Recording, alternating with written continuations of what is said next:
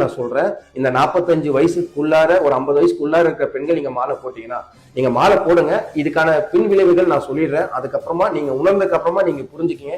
இனி வரும் காலங்கள்ல இனி அடுத்த ஆண்டு தைப்பூசத்துக்காக நீங்க கொஞ்சம் புரிஞ்சு, நான் தைப்பூசம் மட்டும் இல்ல, பங்குனி உத்திரமா இருக்கட்டும், இல்ல சஷ்டியா இருக்கட்டும், ஏன்னா சஷ்டி கூட மாலை போடுறீங்க.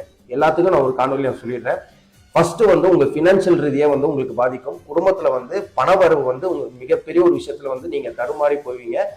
கொடுத்த பணமா இருக்கட்டும் சரி, இல்ல உங்களுக்கு சம்பளமா இருக்கட்டும், அந்த வீட்டு வாழ்க்கையை குடும்ப வாழ்க்கையை அதை நடத்தவே முடியலையே அப்படிங்கிற ஒரு விஷயம் ஃபர்ஸ்ட் பாதிக்கும். பணம் உங்களுக்கு வராது. ரெண்டாவது விஷயம் என்ன அப்படின்னு சொல்லி பாத்தீங்கன்னா, குடும்பத்துல தேவையில்லாத சண்டை வரும்.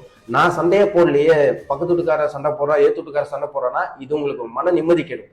மூணாவது விஷயம் என்னன்னா, உங்க குடும்பத்துக்குள்ளாரியே யாருக்காச்சும் உடல்நிலை சரிபாடாம இருந்துச்சுன்னா, ரொம்ப நாளா அவங்களுக்கு உடல்நிலை சரியாம இருந்துச்சுன்னா, இது உக்கிரமடையும்.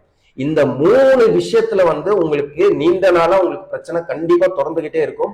இதனால நிறைய முருபக்தர்கள் என்கிட்ட பேசும்போது நான் சொல்ற காரணம் ஒண்ணே ஒண்ணுதான், பெண்கள் தயவு செய்து மாலை போட்டுக்காதீங்க. ஒரு 50 வயசுக்கு மேல இருக்கீங்கன்னா தயவு செய்து நீங்க பண்ணிக்கலாம்.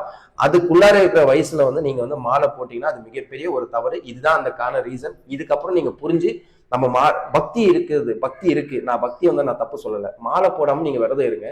அதே மாதிரி சில நாட்கள், அந்த 3 நாட்கள் 4 நாட்கள்ல நீங்க கோயில் படி ஏறுறது, வீட்டுல பூஜை செய்வது, இதெல்லாம் தவிர்த்துக்குங்க. ஏன்னா முழு காரணமும் நான் சொல்லிட்டேன். இதுக்கு மேல உங்க விருப்பம். நான் முருகனையும் தப்பு சொல்லல, எந்த ஒரு இறை சார்ந்த பக்தியும் நான் சொல்லல. நீங்க மனசுல சில பேர் உங்களுக்கு ஒரு தப்பான ஒரு செய்தியை உங்ககிட்ட சொல்றாங்க. அது எதுவுமே எல்லாமே கரெக்டா, பரவாயில்ல, நம்ம கடவுள் தானே, நம்ம முருகன் தானே அப்படிங்கிற ஒரு விஷயம் மட்டும் நினைக்காதீங்க. அது மிகப்பெரிய ஒரு தவறான ஒரு செயல். போக போக அந்த அந்த விஷயத்த நீங்க இன்னும் உணரலன்னா, உங்க வாழ்க்கையில நடக்கிற விஷயங்களை தாண்டி நீங்க அதை சிங்க் பண்ணி பாருங்க. கண்டிப்பா இதுக்கான ஒரு விஷயம் வரும்.